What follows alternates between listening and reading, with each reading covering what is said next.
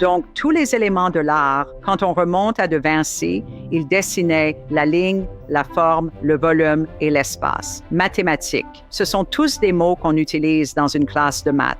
Donc, cela vient vraiment souligner en quelque sorte le lien divin entre les maths et l'art. Je ne sais pas dessiner ni peindre moi-même. J'aimerais bien savoir, mais je suis capable de regarder l'art et de lui donner vie. Donc, je vois juste ça, cette beauté. Vous savez, c'est juste une interconnexion entre les maths et l'art. Ils partagent le même vocabulaire et je pense que dans les deux cas, ils sont juste magnifiques. De magnifiques matières.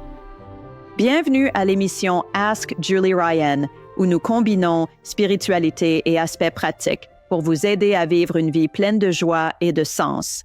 Aujourd'hui, nous recevons Dr. Robin Ward dans l'émission. Elle est professeure de maths à l'Université Rice et elle a une mission divine pour aider à changer la façon dont les maths sont enseignées dans nos écoles.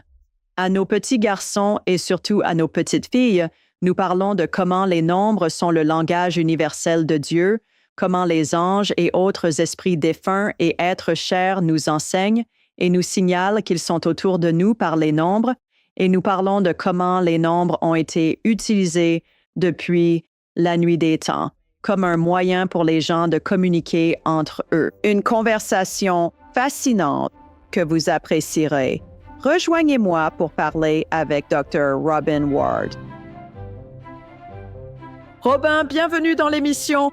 Je suis ravie de vous avoir aujourd'hui. Merci, Julie.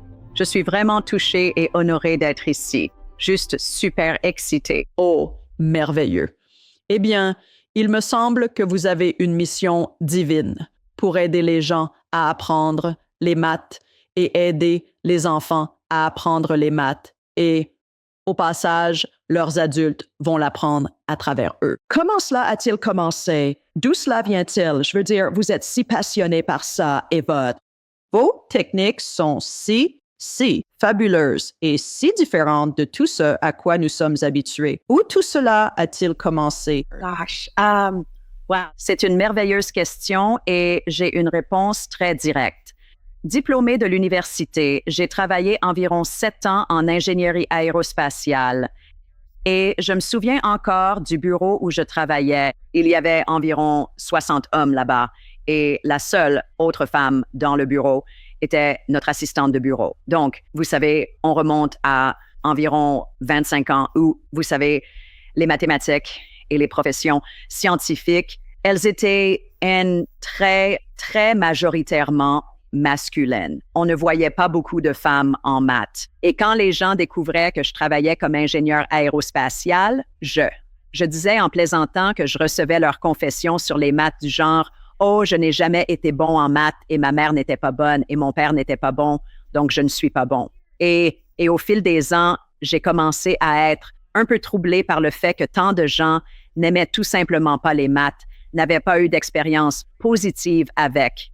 Mais moi, si. Et j'adorais ça. Et j'y trouvais sa beauté et je trouvais ça magique. Et donc, après avoir travaillé dans l'aérospatiale pendant 7 ans, j'ai eu cette envie soudaine, je suppose. Je me suis dit, je crois que je veux vraiment enseigner. Et je voulais retourner aux études pour essayer de comprendre pourquoi certains élèves aiment les maths, pourquoi d'autres n'aiment pas les maths, pourquoi certains ont des difficultés et pas d'autres. Donc, je voulais étudier l'enseignement et l'apprentissage des mathématiques, la psychologie des maths, pour comprendre, vous savez, ce qui se passe et ce que je peux faire pour que tout le monde partage cette même passion, cette exubérance et cet enthousiasme. Quand je vois quelque chose de mathématique apparaître sur mon écran ou, vous savez, quand je le rencontre au quotidien, je pense juste que les maths sont partout autour de nous. Elles sont dans la nature, c'est beau. L'architecture, c'est la musique, c'est partout. Alors, comment puis-je faire pour amener davantage de gens à se tourner et, en quelque sorte, se connecter aux mathématiques pour les élever? Eh bien, un de mes films préférés est Contact, de 1997 avec Jodie Foster. Et dans le film, il y a le schéma d'un intergalactique. C'est un film de science-fiction, intergalactique, véhicule spatial, en gros. Et quand il est téléchargé en nombres, en chiffres. Donc, nos nombres le langage universel, genre, est-ce la racine de tout? Est-ce ainsi que l'esprit, Dieu, l'univers, peu importe, se connecte avec nous pour? Et puis, nous passons en quelque sorte par un émetteur ou un traducteur dans notre cerveau pour que ça arrive d'une manière que nous comprenons. Est-ce que cette question a du sens? Bien sûr. Je veux dire, je soutiendrais que les mathématiques sont à la base de tout. Les humains, la nature, la spiritualité. Il y a quelque chose qui s'appelle, par exemple, les nombres de Fibonacci. Et c'est ce modèle particulier que quiconque en mathématiques connaît. Et ces nombres particuliers apparaissent partout dans la nature. Ils apparaissent dans les pétales d'une fleur. Ils apparaissent dans les touches d'un piano. Vous savez, quand on pense aux spirales, une tornade est une spirale. Spirale. La coquille d'escargot est une spirale. Il y a tellement de choses dans la nature et dans notre monde dont la racine est en effet constituée de nombres et de motifs. Donc, c'est difficile pour moi de ne pas, je veux dire, pour moi, c'est si facile de les voir, mais je pense juste qu'il faut rendre les gens plus conscients de cela. Eh bien, et je me demande si c'est juste la façon dont l'esprit ou Dieu, ou peu importe comment vous voulez l'appeler. Je l'appelle esprit, et cela signifie Dieu et tous nos anges et nos êtres chers décédés, et les saints et d'âmes, tout. C'est comme ça qu'ils communiquent avec nous. Les gens diront, je vois des nombres angéliques. Je vois 444 sur une plaque d'immatriculation, ou je regarde l'horloge, et elle indique 444. Et puis, je vais voir la numérologie. Et je pense, d'accord, ça fait 2. 1 plus 2 font 3. 3 est le nombre dans la Bible pour la perfection divine. Donc, les gens me disent tout le temps qu'ils voient ces nombres et ils croient que c'est un signe de leurs êtres chers. Et 3 est un nombre de Fibonacci. Alors voilà. Oui. Qu'est-ce qu'un nombre de Fibonacci? Expliquez-moi. J'ai entendu le terme, mais je ne sais pas ce que c'est. Oui, madame. Il y avait un mathématicien italien dont le nom de famille était Fibonacci et il a inventé cette suite de nombres. Et donc, si vous voulez les noter, le modèle est que vous prenez les 2 nombres précédents et les additionnez pour obtenir le nombre suivant. Donc, les nombres de Fibonacci commencent par 1, puis à nouveau le nombre 1. Et 1 plus 1 font 2, c'est exact, 2. Et puis 2 plus le nombre précédent, qui est 1, cela fait 3. Et puis 3 plus 2 font 5. Et ensuite, 5 plus 3 font 8. C'est donc ce modèle mathématique récursif où vous additionnez systématiquement les 2 nombres précédents pour obtenir le nombre suivant dans la séquence. Et ça continue comme ça. Dans le nombre d'or, la spirale d'or est beaucoup. Et comme je l'ai dit, dans la nature et, comme vous l'avez dit, la Trinité est le nombre 3. C'est un nombre de Fibonacci. Donc, oui, donc. Eh bien, mon autre nombre biblique préféré est 7, qui est la perfection spirituelle. 3 et 7 sont mes préférés. Et puis, qu'est-ce que 3 et 7? C'est 1. 1 est la source. Et puis, je dirais que c'est 3 et 7. Est-ce que 7 est aussi un nombre de Fibonacci? Non, ça passe de 5 à 8. Donc, on saute le 7. Mais je dirais que 3 et 7 sont des nombres premiers. Et les nombres premiers sont des nombres très intéressants en eux-mêmes. Il y en a un nombre infini. On ne peut jamais. Il y a des ordinateurs maintenant qui essaient toujours de calculer le plus grand nombre premier. Donc, je pense juste qu'il y a une sorte de magie dans presque n'importe quel nombre qu'on pourrait trouver. Oui, je suis d'accord. Et je ne suis pas une pro des maths. J'ai été intimidée par les maths toute ma vie. Et l'histoire raconte que je suis rentrée à la maison en CE1 à l'âge de 7 ans. Et j'ai dit à mes parents que je n'avais pas besoin de connaître les maths avancées parce que j'allais embaucher quelqu'un qui savait faire ça et qu'ils allaient travailler pour moi. Et devinez quoi? Je l'ai fait. Et je l'ai fait 9 fois dans toutes mes entreprises. Donc, je comprends ce que j'ai besoin de comprendre, mais ça a toujours été intimidant pour moi. Donc, c'est fascinant à ce stade de ma vie que de voir comment les nombres. L'esprit communique par des nombres et des symboles. Et un nombre est un symbole, certainement pour quelque chose. C'est 7 de quelque chose. Et je trouve ça fascinant quand je fais de la communication télépathique avec l'esprit, un être cher décédé. Dieu, mes guides spirituels, mes anges, quelqu'un, peut-être un client ou quelqu'un qui appelle mon émission. Ce que je crois, c'est que je suis sur une fréquence. comme un mégahertz, qui est similaire à une station de radio. Et nos têtes sont de grandes antennes satellites et elles reçoivent et transmettent des fréquences. Donc, vous voulez écouter de la musique country, vous êtes sur 102,4 et 97,5, vous voulez écouter du rock classique, vous êtes sur différentes fréquences sur lesquelles cette musique est diffusée. Est-il possible que lorsque moi et d'autres communiquons avec l'esprit, que ce soit un? Est-ce que ce sont des nombres, comme dans le film Contact, qui sont téléchargés et qu'ensuite nous les traduisons dans notre cerveau en moins d'une nanoseconde dans la langue que nous comprenons? Est-ce possible? Je pense que oui. Je serais d'accord avec ça.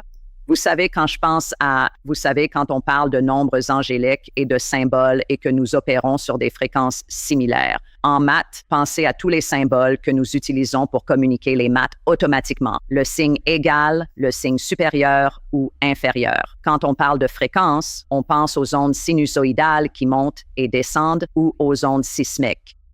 Et j'ai l'impression qu'il y a une telle interconnexion entre le nombre, le symbole, la spiritualité. J'adore que vous ayez mentionné les nombres angéliques. Je les vois tous ensemble dans une grande sphère interagissant. Oui, eh bien, donc, les nombres sont autour de nous tout le temps. Comment le fait d'être conscient des nombres dans tout ce que nous percevons, comment cela peut-il nous aider à vivre une vie pleine de sens et de joie? Je pense que si vous voyez un nombre ou un symbole de manière répétée, quelqu'un spirituellement essaie de communiquer avec vous. Et donc, je pense que ça devrait nous inciter à faire une pause et nous demander pourquoi est-ce que je vois ça? Qu'est-ce que ça signifie? Donc, je pense que ce sont peut-être juste nos esprits, nos guides angéliques qui disent pause. Ce nombre ne cesse d'apparaître. Ces symboles ne cessent d'apparaître. Il doit y avoir quelque chose de plus grand à connecter. Oui, je suis d'accord. D'accord. Alors, passons aux maths. Comment elles sont enseignées et tout ça. Pourquoi est-ce qu'il semble y avoir cette perception que les femmes sont incapables de faire des maths avancées? D'où cela vient-il? Et comment cela a-t-il été propagé à travers les millénaires? C'est absurde, à mon avis. Je ne suis pas une fille à maths. Mais vous, oui.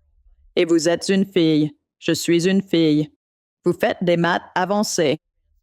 D'où ça vient? D'où cela provient-il? D'où est-ce que ça vient? Vous savez, je dirais que depuis la nuit des temps, les femmes étaient en quelque sorte reléguées à l'espace domestique et les hommes allaient à l'université et au travail.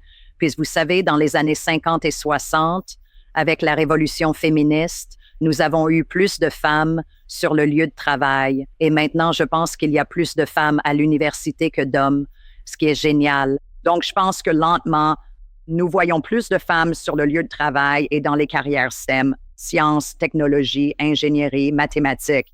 Mais ce qui est fascinant, c'est je n'arrive pas à comprendre d'où vient ce stéréotype que les garçons sont bons en maths et les filles non.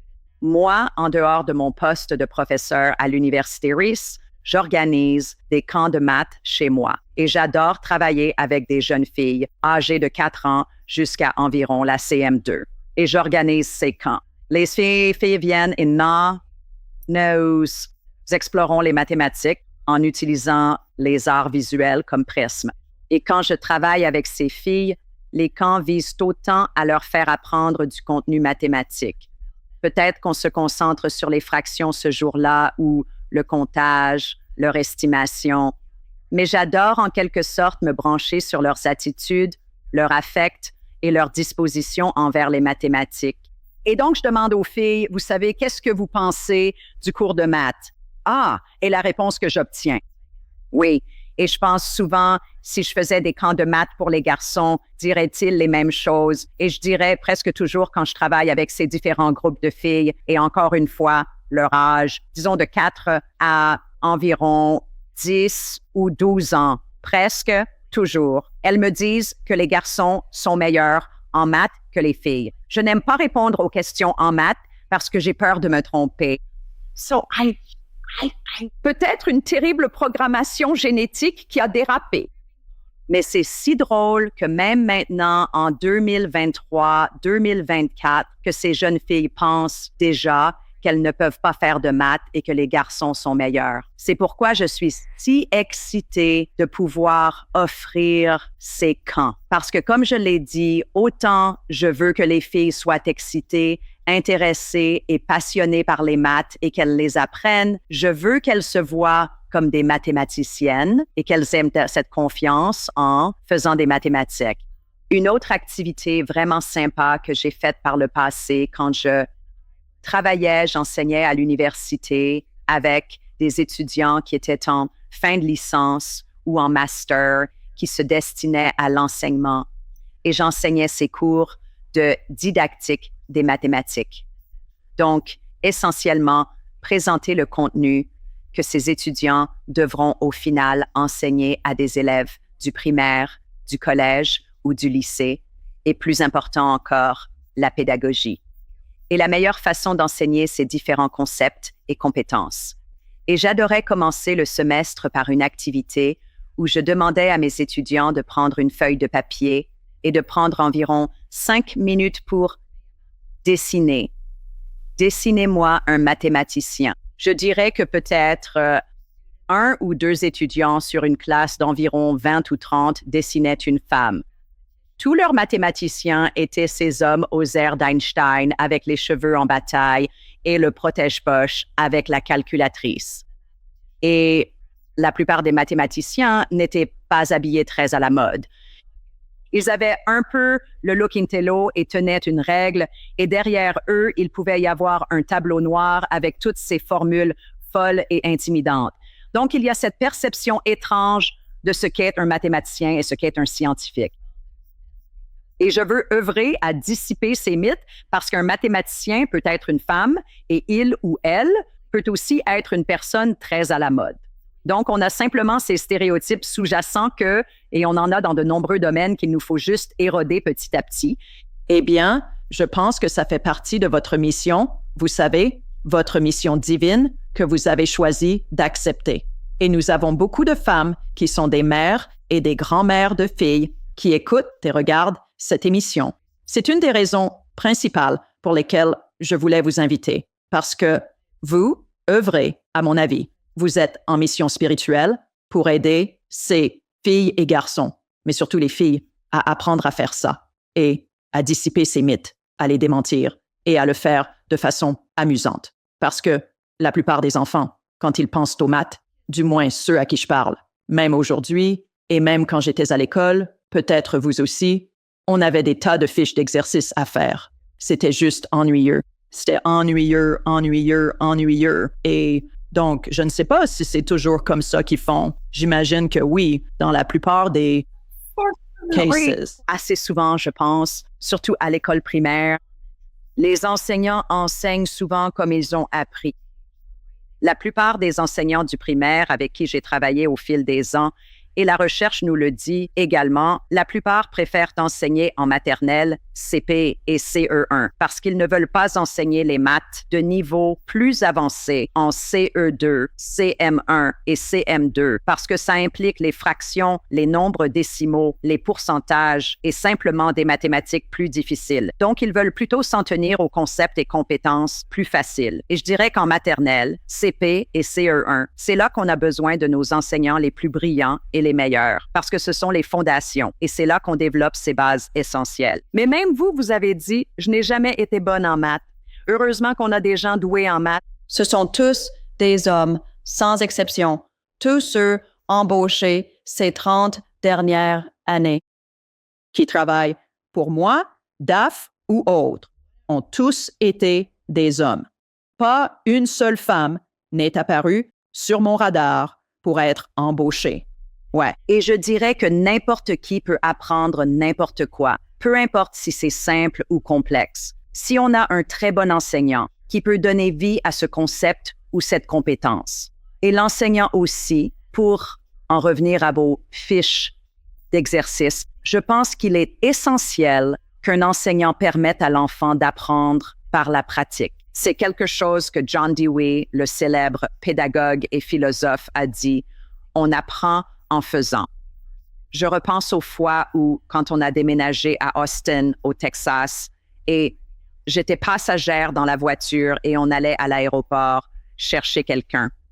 Et puis, après avoir été passagère plusieurs fois, j'ai dû y aller un jour toute seule pour chercher ma sœur. Et je n'avais aucune idée de comment y arriver, parce que ce n'était pas moi qui agissais. J'étais juste une observatrice passive. Et c'est ce qui se passe dans la classe de mathématiques. On donne juste, vous savez, trop souvent des fiches d'exercice aux élèves et ils ne sont pas activement engagés dans leur apprentissage. Ils ont besoin de découvrir, il faut leur donner l'occasion de chercher des régularités et faire des hypothèses. Peut-être que c'est ça, la formule. Après avoir essayé, ils doivent être des apprenants actifs. J'ai dû devenir une conductrice active pour comprendre comment aller à l'aéroport et apprendre en le faisant moi-même. C'est juste. Et les gens qui suivent mes cours pour apprendre mes capacités psychiques. Une fois connectés aux esprits, on peut tout faire. On parle aux morts, on parle aux esprits qui sont attachés à un corps. Animaux de compagnie, arbres, vie antérieure, vous savez, les trucs médicaux, bref, tout ça. Dire à quel point quelqu'un est proche de la mort et tout est question de pratique. On peut écouter un cours magistral et c'est pourquoi nous avons des groupes de pratique. Je dis que ça vient avec la pratique. Si vous apprenez à lancer un ballon de foot US, ça ne veut pas dire que vous serez un quarterback de la NFL sans beaucoup d'entraînement. Et vous savez que ça vaut pour tout. Je pense à 1 ou 2 autres points. Et ensuite, je veux aborder vos techniques incroyables que vous formez les enseignants pour qu'ils puissent enseigner aux enfants. Premièrement, quand mon fils Jonathan, qui a maintenant 31 ans, quand j'étais enceinte de lui, il y a eu une baby shower pour moi et une amie m'a donné un livre intitulé « Comment apprendre à lire à votre bébé ». Et il expliquait que les voies neuronales dans le cerveau n'étaient pas assez développées pour qu'un nourrisson puisse lire. Mais il pouvait déjà reconnaître certains symboles comme McDonald's, une bouteille de Coca, Bear et Ernie, etc. Alors, partant de là, j'ai fait ces flashcards. Je les ai toujours, probablement, je ne sais pas, 400 ou 500. Et c'était avec un marqueur large de 2 pouces. Comme vous savez, un gros marqueur large, majuscule de 2 pouces, minuscule d'1 pouce. Et on montre la carte au bébé 1 seconde. Et on a le mot écrit dans le coin en haut à droite. Eh bien, j'ai fait ça avec Jonathan, en commençant quand il avait peut-être 1 an et demi, quand il était dans sa chaise haute et on jouait à ce jeu. Eh bien, quand il a eu 2 ans et demi, on faisait des phrases rigolotes. C'était un jeu où j'étalais tous les mots par terre dans le salon et il pouvait lire, a vu tous ces mots à ce stade, comme maman, papa, camion, chien, et ainsi de suite. Et on faisait des phrases rigolotes. Au moment où il est entré à l'école et que la méthode phonétique s'est ajoutée à l'équation, il lisait le journal à 5 ans.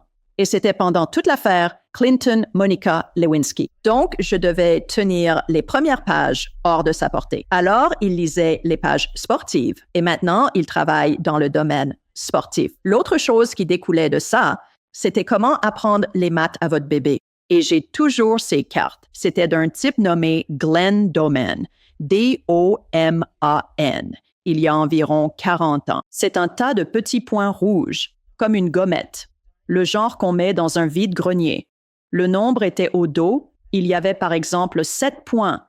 Et je disais 7, 14, 85, et ainsi de suite. Et la prémisse de ce type était qu'on créait des voies neuronales chez ces jeunes enfants, que 7 n'est pas juste un chiffre. 7, c'est 7 unités de quelque chose.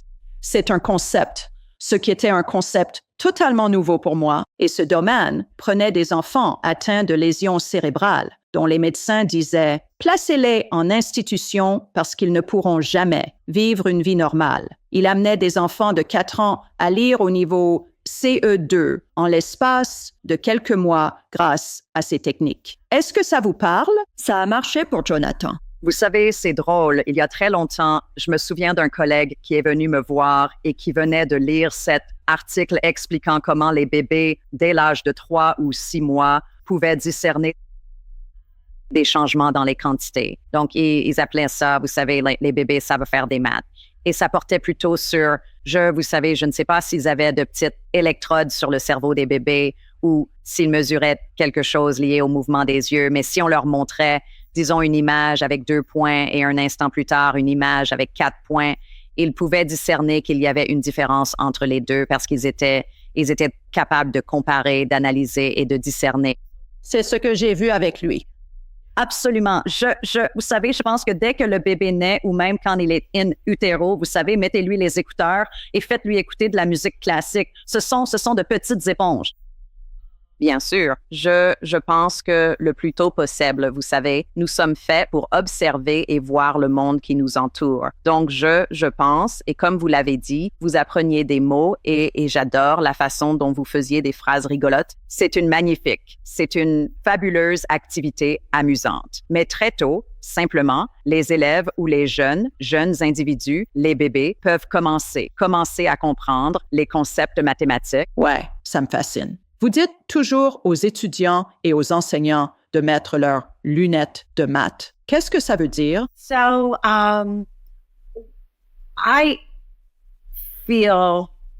je suis tellement enthousiaste quand je pense aux mathématiques et que je les enseigne parce que, vous savez, je regarde l'espace autour de moi en ce moment et je vois des maths partout, que ce soit des formes, des motifs ou un tas d'autres choses.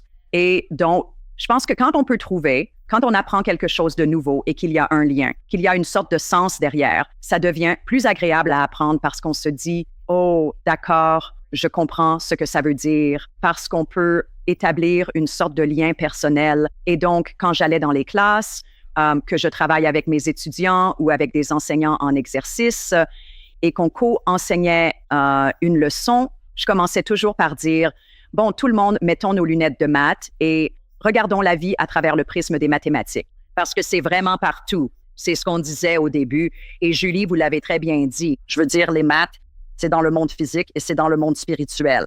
C'est partout. Comment faire une pause, réfléchir et les chercher? Trop souvent, on est occupé. On court partout et on ne prend pas le temps de réfléchir et regarder. Donc, je disais, mettez vos lunettes de maths. Une fois, un étudiant a plaisanté.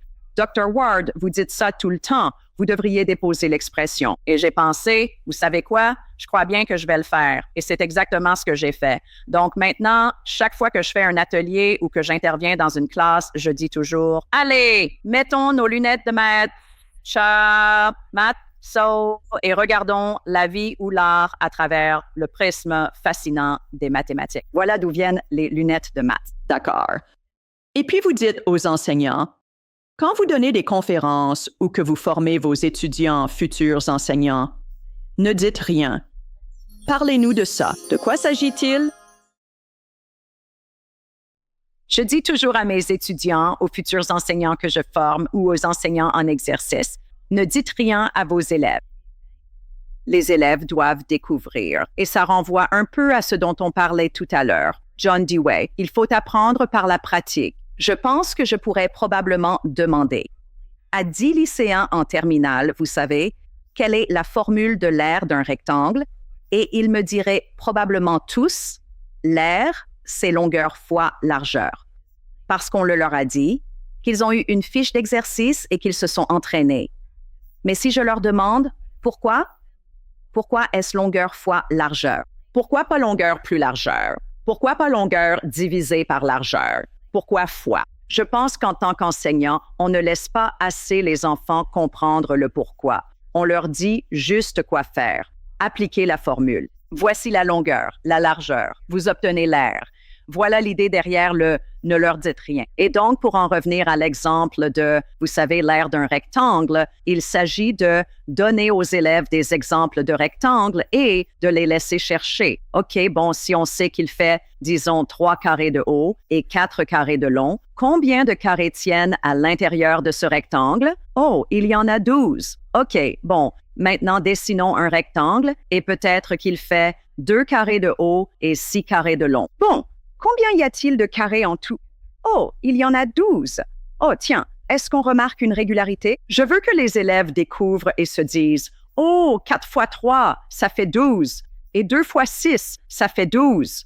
Laissez-moi dessiner un autre rectangle. Et peut-être qu'il fait 12 carrés de haut et seulement 1 carré de large. Bon, il y a 12 carrés en tout qui couvrent l'ensemble du rectangle.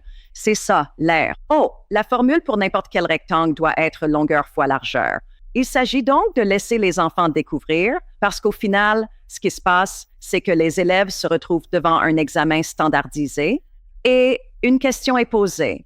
Calculez l'aire de ce rectangle et ils regardent et se disent « C'était quoi la formule? Longueur fois largeur ou longueur divisée par largeur? » Car ils doivent se rappeler. Une formule qu'ils ont juste mémorisée par cœur au lieu de l'avoir expérimentée. Il est plus probable que, s'ils expérimentent cette formule, s'ils la découvrent par eux-mêmes, ils s'en souviendront mieux.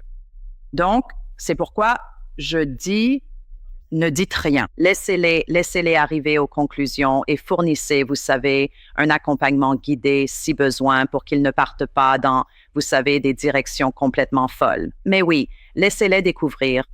Il n'y a pas mieux. Constatez-vous qu'ils y arrivent? Est-ce qu'ils découvrent? Bien sûr. Et parfois, il faut leur donner un petit coup de pouce et vous leur fournissez l'accompagnement parce que vous savez, au final, vous voulez qu'ils arrivent à longueur fois largeur. Mais c'est quand les élèves vivent ce moment Eureka, c'était comme « Oh, je suis arrivé à l'aéroport et je n'ai pas eu besoin d'utiliser ma carte. J'ai trouvé toute seule. » On se sent tellement récompensé. C'est merveilleux. Et c'est ce que je veux que les enfants ressentent. Sinon, ils ne font que, vous savez, rentrer des chiffres et obtenir des réponses. Et ils pourraient obtenir 27 comme réponse. Et peut-être que la réponse aurait dû être 4. Et nous devons encourager cela, vous savez, évaluer la plausibilité de sa réponse. Et s'ils ont eu cette expérience de dessiner des images et de chercher des motifs, alors ça va les aider quand ils obtiennent leur réponse à se dire « D'accord, ça a du sens, c'est juste ». Eh bien, et je pense aussi que nous, pas seulement à l'école, mais dans la vie, nous pensons que les choses doivent être faites d'une certaine manière, point final. Sinon, le résultat ne sera pas concluant. Et j'ai constaté ça dans les cours que je donne parce que beaucoup de gens qui enseignent ces trucs un peu perchés, eh bien, il faut d'abord méditer pendant 1 heure et lever le bras droit et sauter sur le pied gauche et tournoyer 4 fois avant de pouvoir se connecter à l'esprit. Et il faut pouvoir le voir ou il faut pouvoir le sentir ou peu importe. Mon sentiment, c'est comment ça se manifeste pour vous. Utilisons la façon dont ça vient naturellement. C'est un peu comme qu'est-ce que ça peut faire si un enfant est gaucher et que les professeurs les forçaient à écrire de la main droite? Quelle importance on s'en fiche? Ils écrivent et c'est ça l'important. Et je penserais que dans ce dont vous parlez, trouvez comment calculer la taille d'un rectangle ou le diamètre ou, vous savez, la surface intérieure ou autre, que les enfants vont l'aborder de différentes manières selon leur façon d'apprendre. Certains ont un apprentissage visuel, d'autres kinesthésique, d'autres auditif. Et je sais bien sûr que ça joue beaucoup dans ce que j'enseigne dans le monde spirituel. À quel point cela intervient-il dans votre façon d'enseigner? Excellente question, Julie. Vous avez raison, votre public apprend différemment et c'est pareil en maths. Il y a toujours plusieurs façons d'arriver à une réponse. Il y a une recherche très intéressante qui parle de ce qu'on appelle les 5 représentations en mathématiques. Et ce que les chercheurs ont dit, c'est que si les élèves ont accès à et ont l'occasion d'utiliser une ou plusieurs de ces représentations, il est très probable que leur compréhension mathématique de ce concept ou de cette compétence sera approfondie.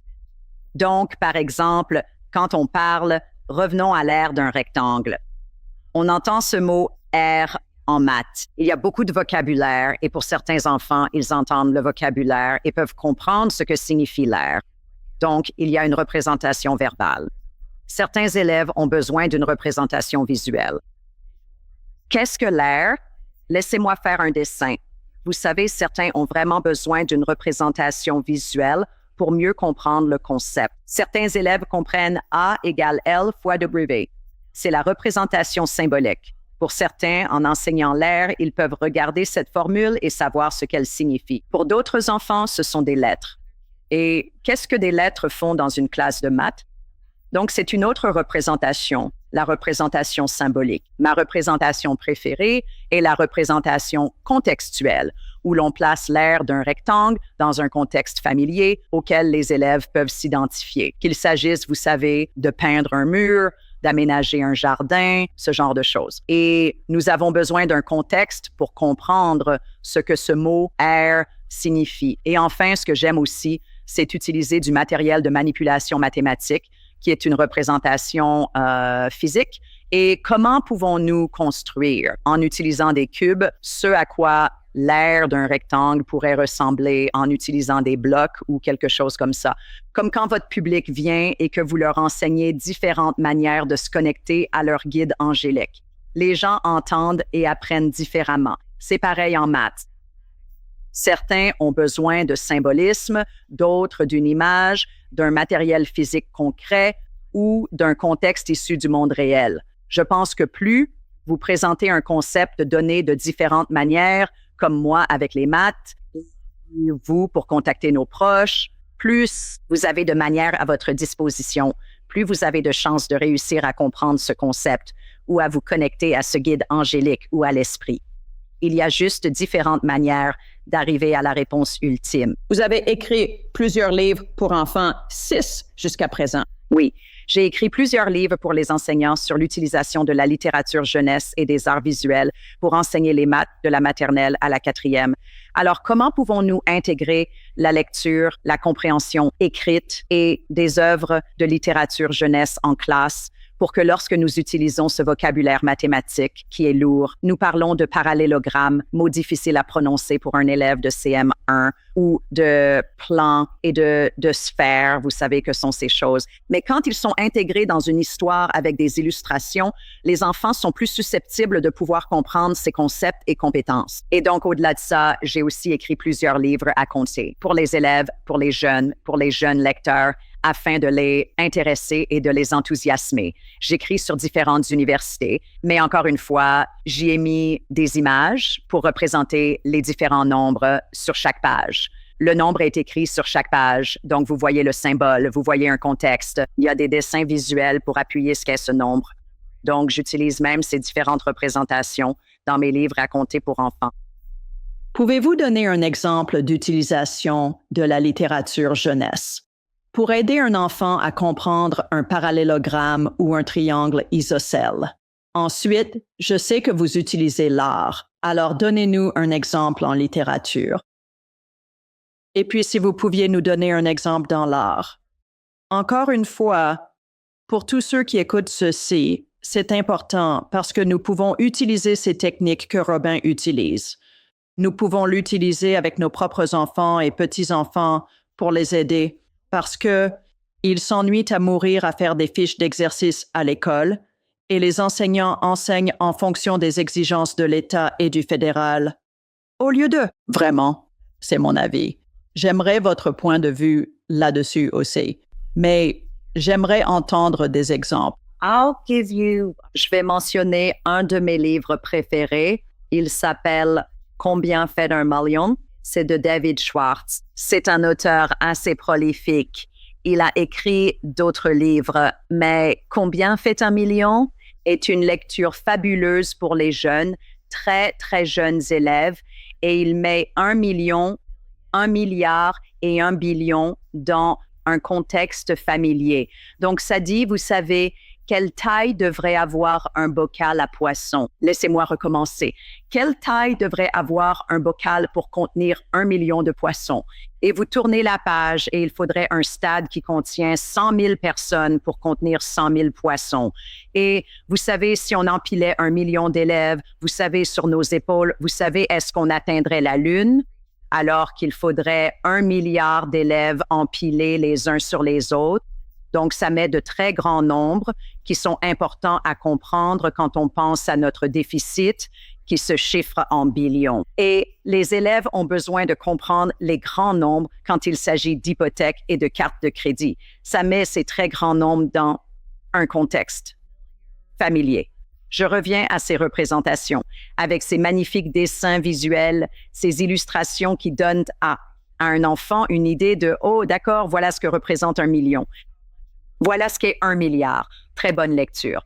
Je ne connais pas David, j'aimerais bien, mais et donc non, je ne touche aucune commission en le mentionnant, mais c'est probablement un de mes livres préférés quand on demande ce que veut dire utiliser la littérature jeunesse en classe de maths. Donc, c'en est un excellent. Ensuite, la question suivante c'était l'art? L'art. Vous utilisez beaucoup l'art pour enseigner les maths et vous utilisez des chefs-d'œuvre comme les anciens maîtres et, vous savez, et je. J'imagine que vous utilisez probablement tout, des hiéroglyphes à David Hockney et, vous savez, tout ce qu'il y a entre les deux. De Vinci est probablement dedans et Cézanne et Monet et tous les autres. Comment l'art intervient-il? Quelle excellente question. La façon dont j'ai découvert le lien entre les maths et les arts visuels, c'était en cherchant des livres pour enfants que je pouvais utiliser en classe.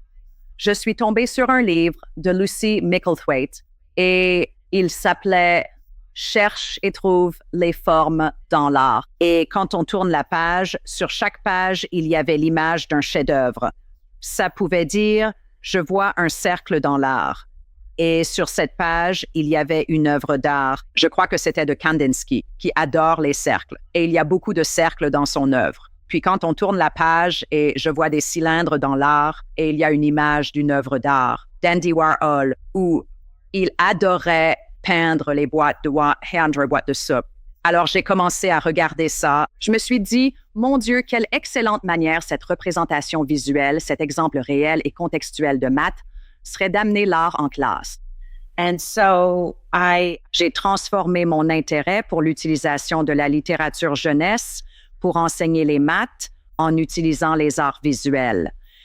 And so, je vais vous donner un de mes exemples préférés avec les jeunes apprenants. Nous devons leur apprendre à estimer, nous devons leur apprendre à compter et nous avons aussi besoin qu'ils apprennent à créer et interpréter des graphiques, en particulier des diagrammes en barres. Donc, une de mes œuvres d'art préférées pour faire ça est La Nuit étoilée de Vincent van Gogh. Et donc, quand je travaille avec des enseignants en exercice et que je leur montre, voilà ce que je veux que vous fassiez avec vos élèves. J'enseigne aussi dans mes camps de maths et j'ai enseigné dans un programme préscolaire pendant des années et des années. Je sors une œuvre d'art et ce serait la base, en quelque sorte, le point central de notre leçon.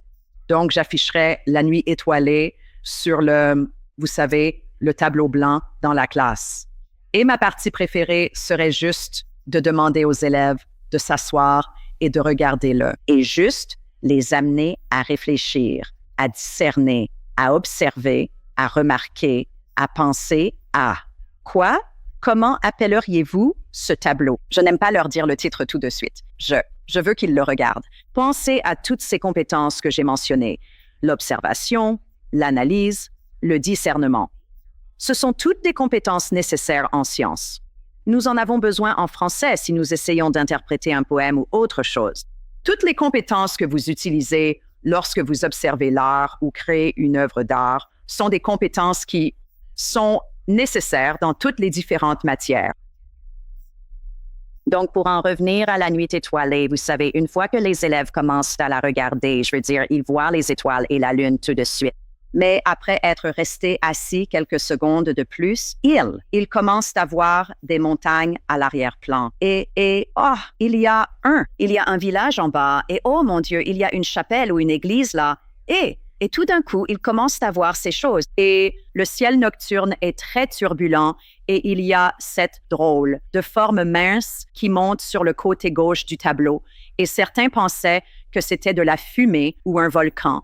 Et c'est en fait un cyprès qui apparaît dans le coin gauche. Donc, c'est amusant pour les élèves de simplement regarder l'œuvre. Et ensuite, ce que nous faisons, c'est que je laisse les élèves colorier ou peindre leur propre nuit étoilée. Donc, une fois qu'ils font ça et qu'ils ont cette expérience de créer une œuvre d'art, ce qui demande de la persévérance et de la patience, parfois on collabore et encore une fois, ça fait appel à la créativité et à l'imagination. Ce sont toutes des compétences que nous devons utiliser dans toutes les autres matières quand nous apprenons. Donc, les élèves créent leurs magnifiques nuits étoilées. Ensuite, je leur donne des petits autocollants étoiles pour orner leur ciel nocturne. Les autocollants étoiles sont de différentes couleurs. Certains peuvent être dorés, certains sont argentés, verts, bleus et rouges. Et ce que je fais avec les plus jeunes, c'est qu'après qu'ils ont créé la nuit étoilée et mis toutes leurs petites étoiles en place, je leur demande de regarder leur œuvre et de deviner. Je ne veux pas que vous comptiez, mais faites une estimation. Jetez juste un coup d'œil à votre œuvre. Combien d'étoiles voyez-vous? Et certains vont regarder et dire 100. Et je dirais, eh bien, regardons encore genre, oh, peut-être 20. Et j'ai dit, eh bien, comptons maintenant, parce que nous devons apprendre aux enfants à estimer et nous voulons qu'ils fassent de bonnes estimations. Mais nous voulons aussi qu'ils apprennent à compter et développent cette correspondance terme à terme quand ils comptent et à évaluer la plausibilité de leurs réponses pour que les enfants comptent. Oh, il n'y en a que 7. D'accord. Alors, penses-tu que 100 était une bonne estimation? Non, pas du tout, Dr. Ward. Et 20? Non, j'aurais probablement dû deviner 10. Super. Donc, ça enseigne le comptage et l'estimation, ce que nous devons faire dans le cadre de chaque programme scolaire public ou privé, mais nous utilisons une œuvre d'art pour le faire. Donc, nous avons ce bonus supplémentaire de développer l'appréciation de l'art et d'apprendre sur l'art avec les élèves de maternelle et de CP. Je leur demanderai de faire un diagramme en barre où ils créent, vous savez, le. Les hauteurs des barres sont basées sur le nombre d'étoiles de chaque couleur différente qu'ils utilisent. Et donc, une fois qu'ils créent leur diagramme en barre, je dis, peux-tu regarder ton diagramme en barre et comment sais-tu quelle étoile tu as utilisé le plus? Oh, eh bien, j'ai utilisé le plus d'étoiles dorées parce que cette barre est la plus haute. Donc, oui, nous devons enseigner les diagrammes en barre. Nous devons apprendre aux enfants comment les créer, comment les construire, comment les interpréter. Pourquoi ne pas utiliser une œuvre d'art pour faire ça? Et donc, je pense que parce que j'adore les maths et que j'ai constamment mes lunettes de maths, je peux regarder à peu près n'importe quelle œuvre d'art et me dire « Oh, ce serait génial pour enseigner les fractions » ou « Ce serait fabuleux pour enseigner, vous savez, les cylindres, les gâteaux de Wayne Thibault. » Les gâteaux sont des cylindres. Il y a un cercle en haut et un cercle en bas et quelque chose qui relie le haut et le bas ou utiliser, vous savez, les pavages de M.C. Escher, vous savez, pour enseigner le pavage. Donc, je pense qu'utiliser l'art est une façon fabuleuse de susciter l'enthousiasme et l'intérêt des enfants. Ils apprennent en faisant, ils créent, ils utilisent leur imagination, ils collaborent, ils utilisent toutes ces compétences fabuleuses. Et ils ne se contentent pas de remplir une fiche d'exercice machinalement. Ça rend l'enseignement et l'apprentissage des mathématiques complètement magique et plus intéressant. Donc, ce n'est qu'un exemple de comment je pourrais utiliser l'art pour enseigner un concept particulier en maths. C'est une inspiration divine que tu as eue là, ma belle. Je veux dire, tout ce concept l'est. C'est une inspiration divine. Ça me donne presque envie de pleurer parce que ça a des connotations tellement énormes et personne d'autre n'en parle. Je veux dire, vous êtes en quelque sorte le fer de lance de ce mouvement et vous n'influencez pas seulement ces enseignants, mais aussi ces enfants et les enfants. Et puis, comment cela les aide-t-il à vivre une vie de joie et de sens quand ils ne sont pas intimidés par la méthode? Peut-être qu'ils sont comme la fille qui était dans Catherine, peu importe son nom, qui était dans le film Les figures de l'ombre, vous savez? C'était un génie des maths. Et elle, c'était une femme noire, dans les années 60. Et elle travaillait pour la NASA. Et elle était marginalisée, premièrement, parce qu'elle était noire. Et deuxièmement, parce qu'elle était une femme. Mais c'est elle qui a calculé la trajectoire de rentrée de la capsule de John Glenn. Et ils utilisaient de nouveaux ordinateurs pour ça. Les ordinateurs se sont trompés. Mais elle a pu le faire de tête. Alors, qu'en est-il de quelqu'un qui est intimidé par les maths? Donc, il ne se lance pas en ingénierie aéronautique ou en maths et ne font pas quelque chose qui aide l'humanité. C'est pourquoi je pense que ce que vous faites est extraordinaire. Je pense qu'il s'agit d'amener les jeunes à voir que les maths peuvent être amusantes. C'est cool. Regardez toutes ces choses formidables. Je veux dire, on envoie des fusées dans l'espace et on les fait revenir en toute sécurité parmi beaucoup d'autres choses. Pensez au Wi-Fi, je veux dire, et à Internet et à toutes les mathématiques derrière ça et aux mathématiques derrière tous les algorithmes dans les applis. Tout cela revient aux mathématiques. Je pense qu'il s'agit de déstigmatiser l'idée que ce n'est pas qu'une bande d'hommes ringards aux cheveux fous à la Einstein, assis à inventer des formules. Les mathématiques exigent en fait créativité et imagination.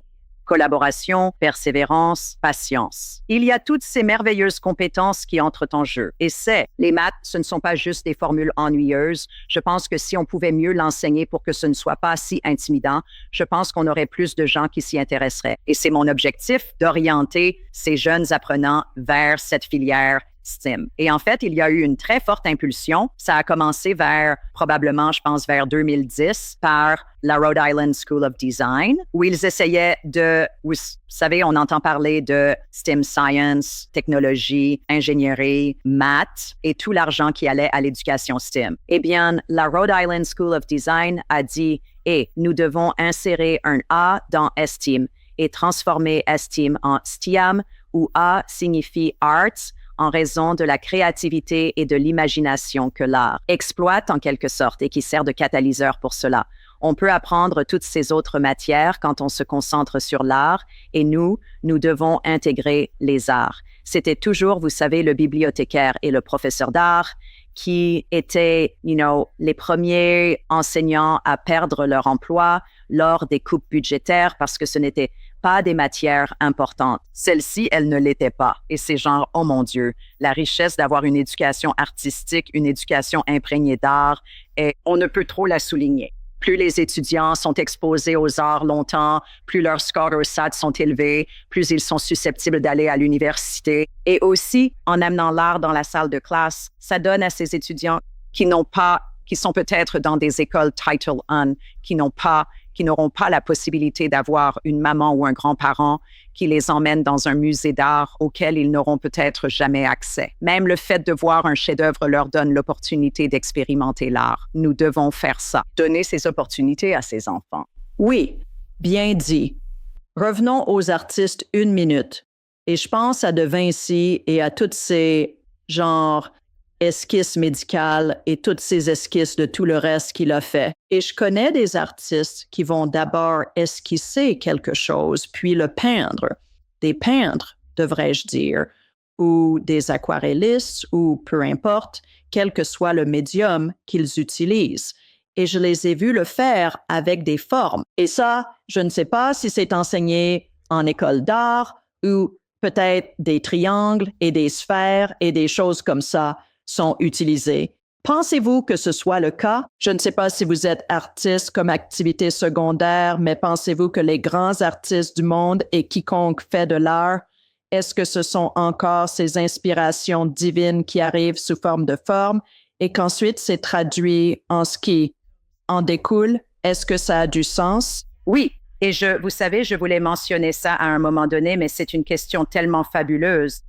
En art, il y a quelque chose qu'on appelle les 7 éléments de l'art. Donc, si vous allez créer une peinture ou une sculpture, vous utiliserez un ou plusieurs de ces 7 éléments.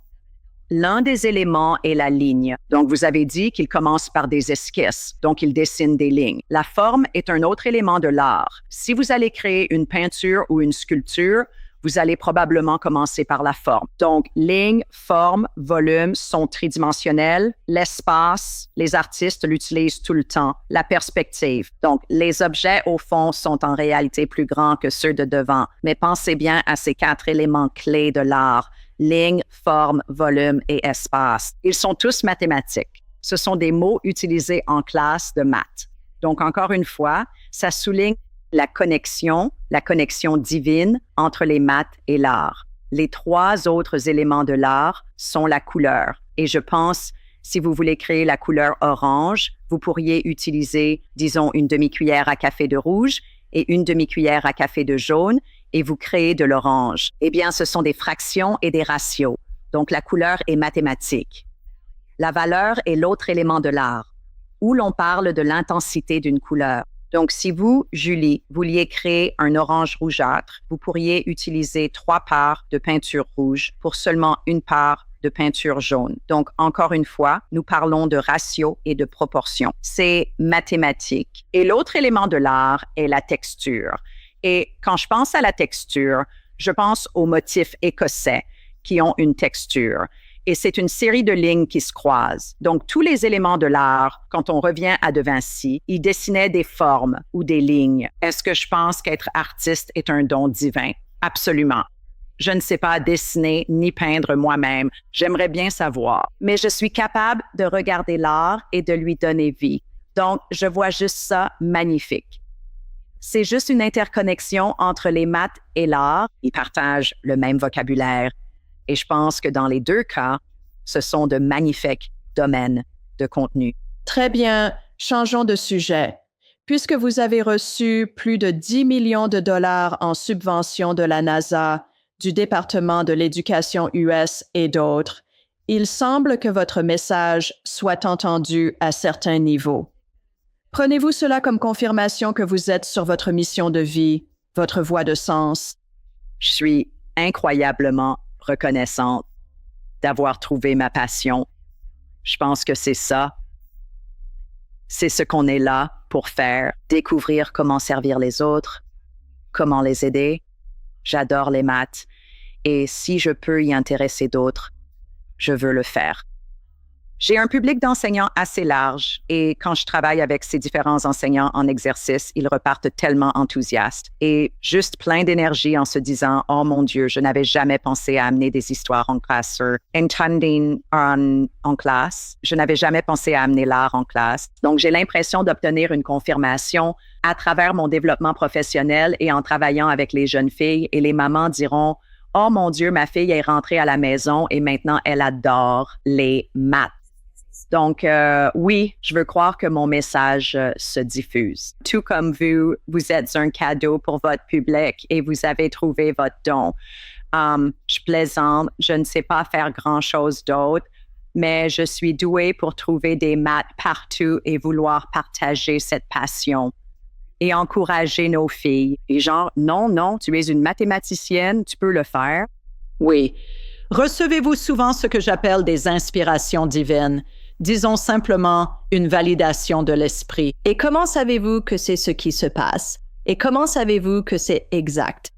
Eh bien, figurez-vous que j'ai un ange gardien nommé Cornelius. Je ne sais pas du tout d'où vient ce nom, mais il m'est venu comme ça et je crois bien qu'on en a parlé ensemble à un moment donné. Je vois très souvent le nombre 11 et c'est à ce moment-là, je fais toujours une pause et je pense, OK, connecte-toi vraiment à ce que je fais.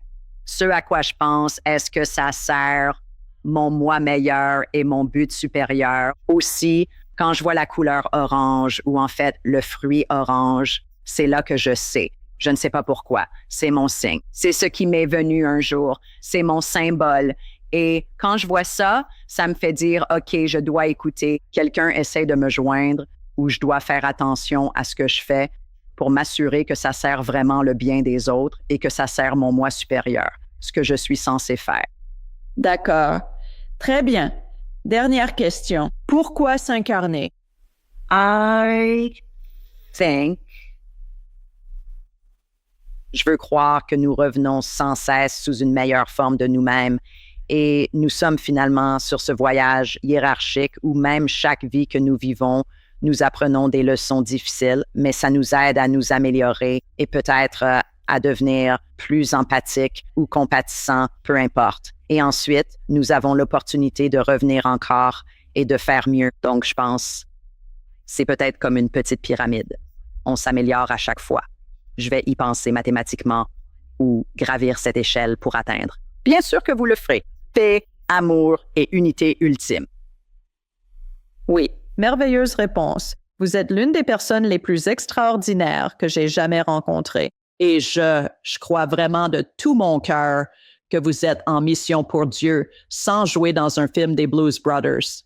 Et vous aidez à rendre la vie meilleure pour nos enfants. Et donc, vous savez, pour tous ceux qui sont humains. Et même dans des galaxies lointaines, très lointaines, peut-être que quelqu'un pourrait travailler pour, vous savez, pour une compagnie de satellites ou quelque chose qui, vous savez, qui nous donne des informations sur d'autres planètes et des choses comme ça. Donc, je suis tellement reconnaissante que vous suiviez là où vous êtes guidé et que vous ayez eu le courage de vous lancer et vraiment parler de ça et enseigner un nouveau concept. Et pour ceux d'entre vous qui écoutent et ne regardent pas ceci, vous voudrez regarder la vidéo YouTube parce que Robin ressemble à un mannequin. Je veux dire, elle est aussi éloignée que possible d'Einstein, d'un mathématicien aux allures d'Einstein.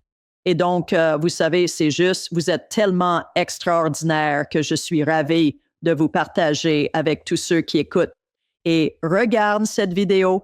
Comment les gens peuvent-ils en apprendre davantage sur vous et votre travail? Oh mon Dieu! Eh bien, tout d'abord, permettez-moi de vous remercier, Julie. Je suis vraiment honorée et touchée d'être avec vous, de partager des idées, de parler de ces choses et de faire partie de votre public. J'ai vu votre story aujourd'hui sur Booker T. Washington et il a dit, si vous voulez vous élever, élevez les autres. Et donc, merci de m'avoir élevé aujourd'hui. Et j'espère avoir élevé vos auditeurs. Mais si vous voulez jeter un œil à la façon dont j'utilise l'art pour enseigner les maths, je suis sur Instagram et sur Facebook. Et vous ne serez pas surpris si je vous dis que mon pseudo est Math Goggles. Et donc, vous pouvez me trouver comme ça. J'étais assez active sur Twitter et puis j'en suis un peu sortie. Mais chaque fois que je travaille avec des enseignants ou si je travaille avec des élèves dans le cadre de ces petits camps appelés Camp Gem Girls Excelling in Math, je poste toujours mes photos sur Instagram et Facebook pour que mes enseignants abonnés puissent se dire « Oh, c'est une excellente idée, je peux utiliser ça dans ma classe. » Et c'est amusant pour les parents de se dire « Oh, j'entends assez souvent, j'aurais aimé qu'on m'enseigne de cette façon. » Et oui, moi aussi. Alors, oui, avez-vous un site web où les gens peuvent aller pour vous contacter également? Oui, mathgoggles.com pour me contacter. Ils peuvent m'envoyer un message direct sur Facebook ou Instagram. Merci d'avoir posé la question. Oui, bien sûr. Nous avons beaucoup d'enseignants qui écoutent cette émission de tous les niveaux, du primaire, maternelle, primaire, jusqu'au niveau universitaire. Donc, ça va être amusant de voir où toutes ces ondulations de ce dont vous parlez et de ce que vous enseignez, où elles vont et combien de personnes elles aident par ricochet. Parce que les enseignants, ma mère était directrice d'école et je n'y ai pas vraiment beaucoup pensé jusqu'à ses funérailles, quand il y avait cette file qui a duré quelques heures de gens attendant de voir mon père et le reste de la famille. Et vous savez, vous enseignez à quelqu'un et puis ils enseignent à quelqu'un d'autre. Et juste chez leurs enfants et leurs petits-enfants, où vont ces ondulations d'influence? Et jusqu'où vont-elles, même en dehors des gens qu'ils connaissent et des membres de leur famille, ce qui, je pense, rend vraiment amusant de regarder cela se produire. Donc, voilà, tout le monde. C'est tout pour cette semaine. On vous envoie beaucoup d'amour depuis notre douce Alabama et depuis le Texas. Où est Dr. Robin? À la prochaine fois. Merci, Julie. Au revoir, tout le monde. Ce fut un plaisir. Pour améliorer votre voyage spirituel, cliquez sur l'une des vidéos ci-dessous et n'oubliez pas de vous abonner, de laisser un commentaire et de partager avec votre famille et vos amis.